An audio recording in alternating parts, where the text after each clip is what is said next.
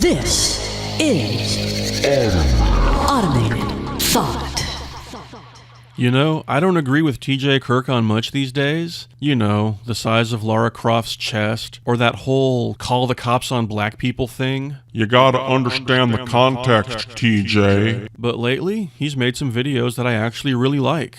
The first one was his takedown of the horribly shitty new Thundercats cartoon. Excellent video, TJ. I also liked his other video about SJWs and Nazis. What a choice. See, it all went down like this. TJ got banned from Twitter for 7 days because he told someone to die of AIDS. Which, as he pointed out, if you're on the internet, that's not really supposed to be shocking, because this is the internet. So TJ went and investigated Gab, which is supposedly some kind of alternative to Twitter, but then he found out that it was full of white supremacists and Nazis. You know, I always figured that, but it's nice to have it confirmed. For like the last 3 years, on every racist website I go to, they always say that all the time. Yeah, man, no, Twitter's dead, man. You need to be on Gab. Gab is the future. For white supremacists. But anyway, TJ is, understandably distraught. He's caught between this binary of social justice Twitter and the racist ghetto of Gab. He feels that there is no platform where he can freely express himself. Like I said, I'm kind of tired of a lot of the edgelord shtick, but I don't want TJ to be banned or gone from the internet.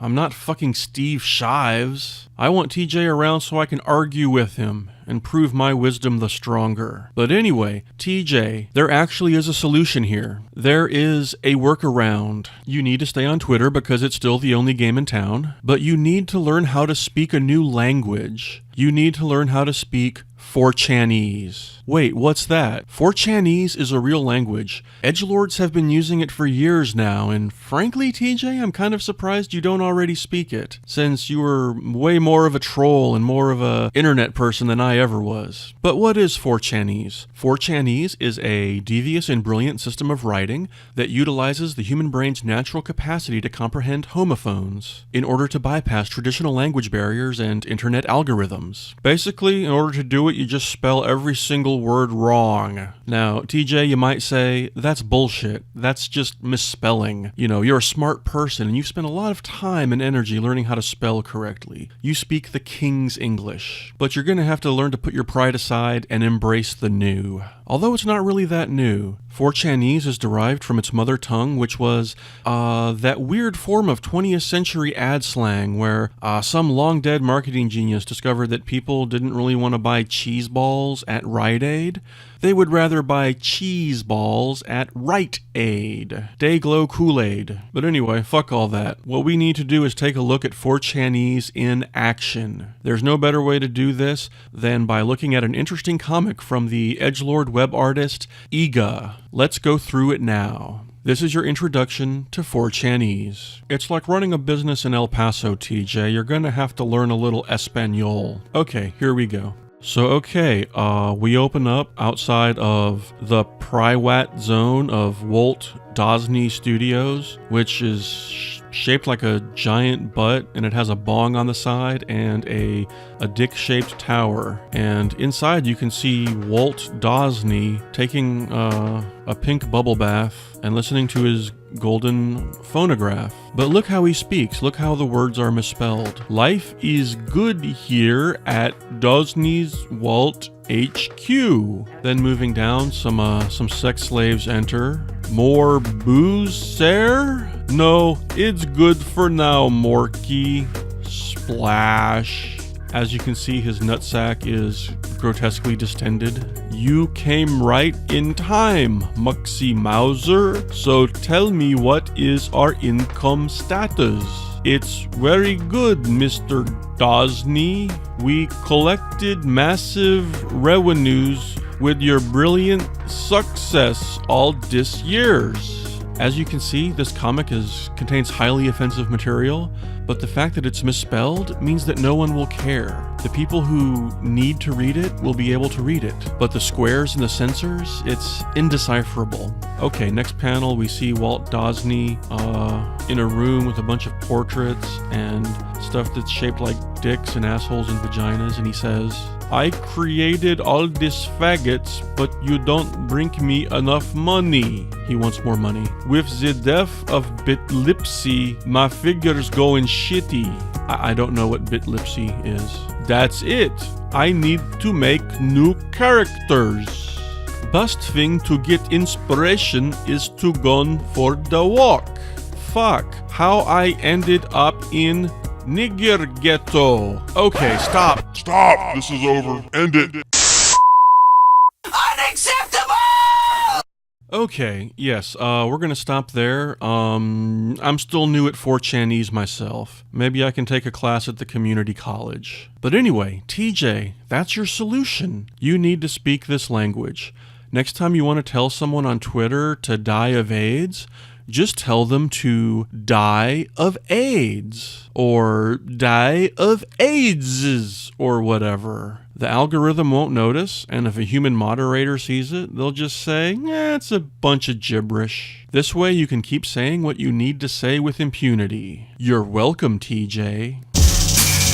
Okay, that was fun and all, but let's talk seriously for a moment. You have TJ and Paul Joseph Watson and all these other edgelords complaining about being censored on Twitter, about their right to free speech being abridged. Hey, how come I can't call this person a stupid cunt die of AIDS? Why is their rights more important than mine? And let's just be clear, it's not the rights of the people who feel they're being harassed on Twitter that are taking precedence, it's the rights of the rich assholes who own Twitter, and want as many people to use Twitter as possible so that they get more money. They've no doubt spent millions on corporate research, and the result has told them that if they want to be profitable, people will not use their platform if the edgelords are allowed to run amok and say whatever they want to anyone else at all times. The only way that TJ Kirk and Paul Joseph Watson and all the other provocateurs out there would ever get what they want is if Congress passed some kind of law that stated that social networks were to be nationalized, or that it was illegal for platforms like Twitter to ban or block or mute anybody under any circumstances because their right to insult people is sacrosanct. We just decide as a society to let the edgelords run everything. And look, TJ, I get it. The reason an edgelord like TJ wants total and absolute freedom of speech on every platform on the internet is because speech is his thing, it's his business. Saying shocking things online is how TJ makes his money. But even deeper than that, on a personal level, TJ wants other people to be able to say is anything that they want, whether it's positive or negative. If someone says something nice about TJ, he likes it. If someone says something incredibly mean and nasty and profane to TJ,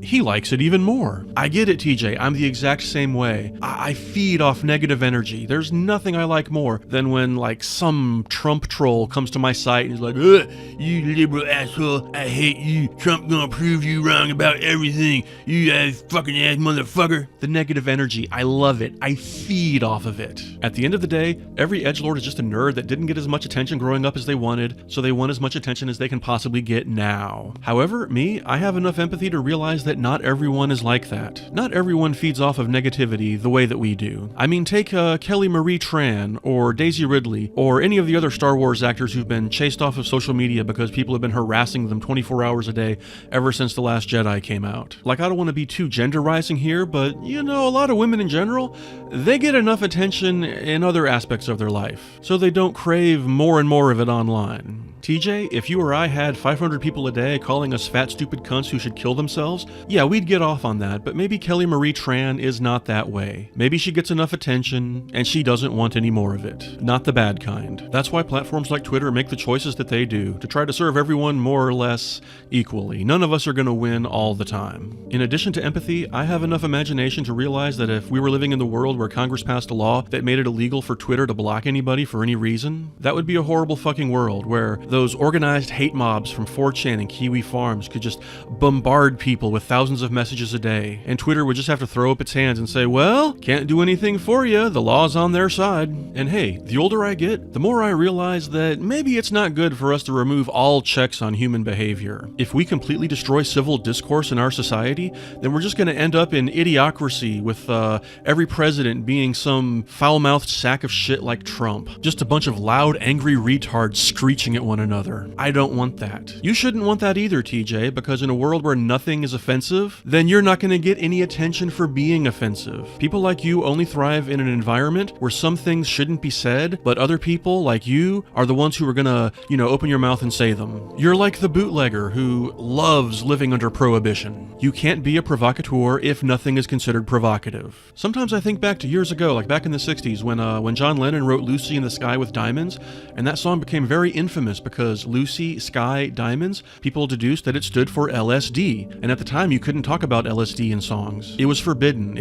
You couldn't do it. Nowadays, any rock star, any rapper can sit and make any number of songs just going, yeah, I trip acid, motherfucker, I trip acid, I'm on acid all day. And you know what? Without that taboo in place, without that slight limit on John Lennon's free speech, that song wouldn't seem nearly as interesting or dangerous as it did back then, and it still kind of has that glamour today. We like the fact that John Lennon was able to, get away with something, that he found a creative way to overcome the taboo. There's artistry in that. You should embrace that, TJ. And remember, you're not being censored. The government is not coming down on your free speech. You and every other edgelord in the world can, go get a random website and host it on GoDaddy.com and say whatever you want. Any mean, horrible thing about feminists or anyone else you hate, you can say it all. It's just that nobody will read it. You need the help of platforms like Twitter to get your message across. And as long as that's the case, you do have to play by their rules. There will be some restrictions on your freedom, however slight. But hey, if you still feel bad, just think about all the other people in the country whose freedoms are being impinged upon. Hell, I grew up in Tennessee with all these fucking raw-boned giant country boys who loved fighting, just roughhousing, scrapping. Someone talks shit to you, you get them in a headlock, take them down to the pavement, just punch them a few times. They don't mind taking a punch in the same way that TJ doesn't mind being insulted online. To these redneck kids in Tennessee, fighting is like breathing. They love doing it and they see nothing wrong with it. That's their freedom, right? But as soon as these kids turn 18, they have to learn. If you keep doing that, you will be in jail, son. Think of all the fucking gun nuts out there who want to be able to buy Gatling guns and bazookas and all this other shit. TJ makes his living off free speech. Other people make their living off of guns. They want to be able to buy and sell and trade and have any weapon under the sun with absolutely no limit on that freedom, because then they would have whatever they wanted and be able to make as much money as they possibly could. How dare the government demand these background checks, right? Oh, their poor freedoms. Think of all the rich assholes on Wall Street who can't believe that insider trading and stock fraud is a crime. Because those people, they love money. They want to be able to do anything with money that is physically possible. They hold up Michael Milken and Ivan Boesky as these great champions of freedom, persecuted martyrs in the struggle to let money be free and do whatever it wants. We as a society are really fucking bad at restraining their freedom to do whatever they want, but every once in a while one of them does get in trouble, and more of them should. Hell, TJ, think of all the religious nutballs out there who feel that their freedoms are being violated. They want to be able to treat their kids with prayer instead of medical attention. They want to be able to marry a fucking 12-year-old girl, or have their 12-year-old daughter marry some 70-year-old man to increase their standing in the religious community. That's their freedom. It's being violated. Good. It goes without saying that everybody wants as much freedom for the things that they care about as they can possibly get. Me? Maybe I want to prance around nude all day, but I can't because it's illegal. Bad for me, good for everybody with eyeballs. Maybe your freedom of speech isn't perfect, TJ, but it's more than anyone else in history has ever basically had, so that's pretty good. Learn to work within the limits of it. Like John Lennon, like George Carlin, heck, even Marilyn Manson, when you really look at his lyrics, they're kind of tame. There's not really anything in a Marilyn Manson song that is that offensive. Like what, he's used the F word a few times? You love Marilyn Manson, and mostly Marilyn Manson has been able to get his message across using typical rock and roll cliches. Marilyn Manson is like John Lennon. He realizes that it's actually more effective and offensive to do something shocking within the accepted parameters of society. There have been 1,000 other shock rock bands that were way more explicit than Marilyn Manson, but they never really caught on because it was just shock for the sake of shock with no real point. Sometimes I think people like TJ would be happier if they were living in a more oppressive environment. I can imagine an alternate universe where the president of the United States is Franklin Graham or Mike Pence or somebody, and there are actual real censorship efforts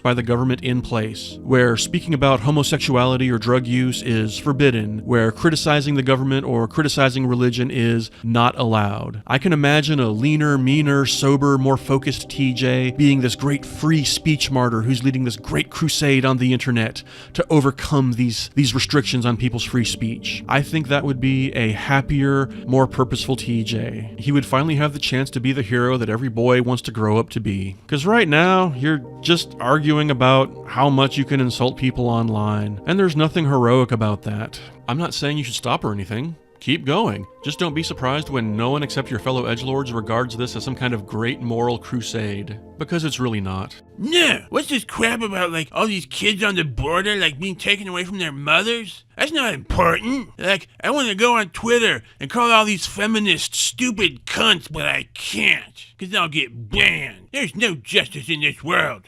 Meh.